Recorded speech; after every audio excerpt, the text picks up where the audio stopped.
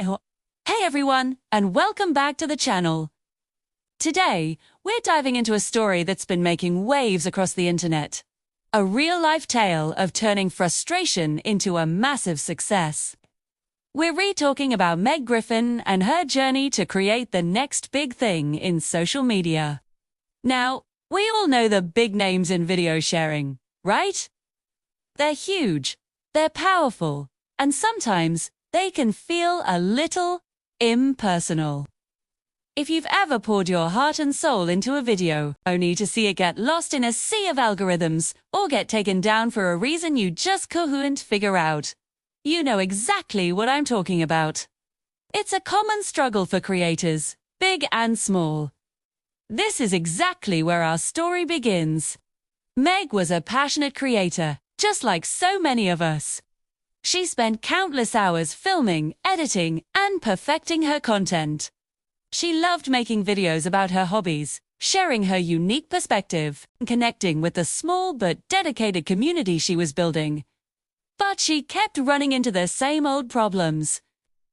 Her videos, which were perfectly fine and followed all the community guidelines she could find, would sometimes be flagged by automated systems.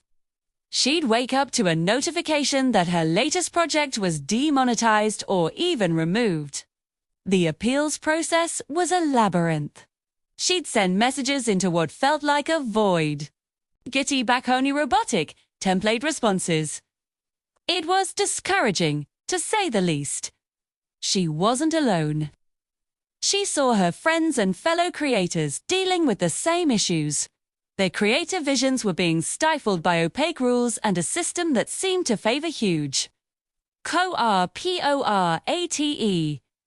channels over the independent spirit that made online videos so exciting in the first place.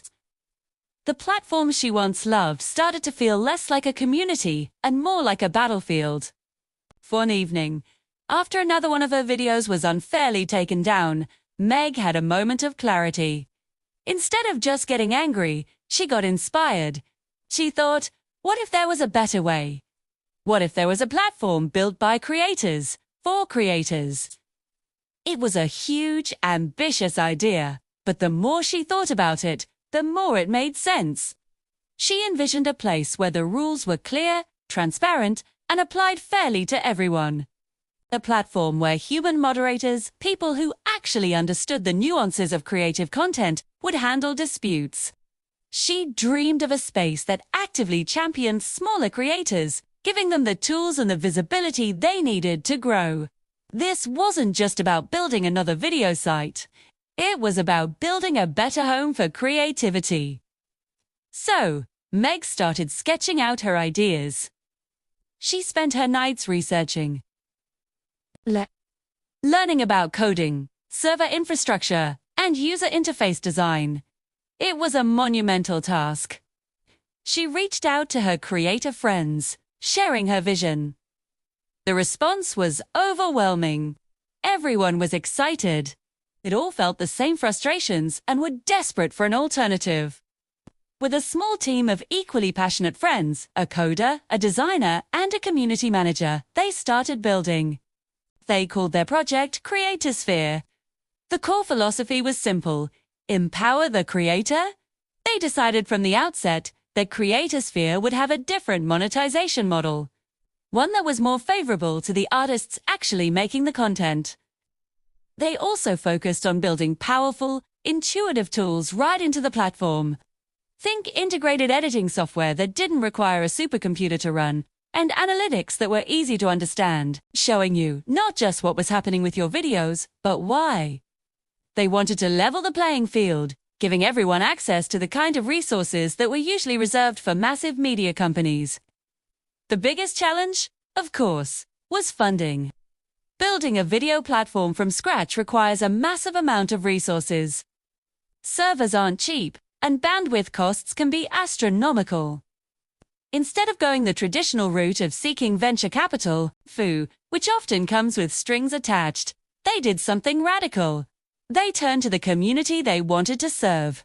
They launched a crowdfunding campaign, laying out their entire vision for Creatosphere. They were completely transparent about the costs and the challenges ahead. They posted updates, shared behind-the-scenes footage of their late-night coding sessions, and engaged directly with their potential users. People saw the passion and the authenticity. Nay, responded. The campaign was a runaway success. Thousands of creators and viewers chipped in, not just with money, but with ideas and feedback. It became a collaborative effort. This grassroots support proved that the demand for a new platform was real. People were tired of the status quo and were ready to invest in a new future for online video. With the funding secured, Meg and her team went into overdrive. The development process was intense. There are bugs to fix, features to build, and a massive infrastructure to set up. But through it all, they kept the community involved. They ran closed beta tests with their crowdfunding backers, listening to every piece of feedback and making adjustments along the way. Finally, the day came to launch Creatorsphere to the public. The team was a bundle of nerves and excitement. Would people show up? Would the servers hold? The moment they flipped the switch, the site was flooded with traffic. It was incredible. Creators who had felt overlooked for years finally had a place to shine. The platform was an instant hit. Its clean interface, powerful tools, and, most importantly, its creator-first ethos resonated with everyone. The support system was praised for its speed and human touch. When a creator had an issue, they got to talk to a real person who genuinely wanted to help. The Creatorsphere started to grow organically. Creators began sharing their positive experiences on other social media platforms, and viewers followed their favorite personalities over to the new site. The platform's discovery algorithm was also a game changer. It was designed to highlight new and interesting content, not just videos that were already popular, giving small channels a real chance to be seen. Meg Griffin, once a frustrated creator, was now the CEO of a thriving platform. But she never lost sight of her original mission. She remains deeply involved in the community, hosting regular town halls, and actively seeking feedback to make Creatorsphere even better. She proved that you don't have to accept the way things are. With enough passion, determination, and a little help from your community, you can build something truly special. Her story is a powerful reminder that sometimes the greatest innovations come from solving the problems that affect you personally. It's an inspiration for anyone who has ever thought there has to be a better way. So, what do you think of Meg's story? Could a platform like Creatorsphere truly change the game for online video? Let me know your thoughts down in the comments. I read every single one. Ed, if you enjoyed this story and want to see more like it, don't forget to hit that like button and subscribe to the channel. Thanks for watching, and I'll see you in the next video.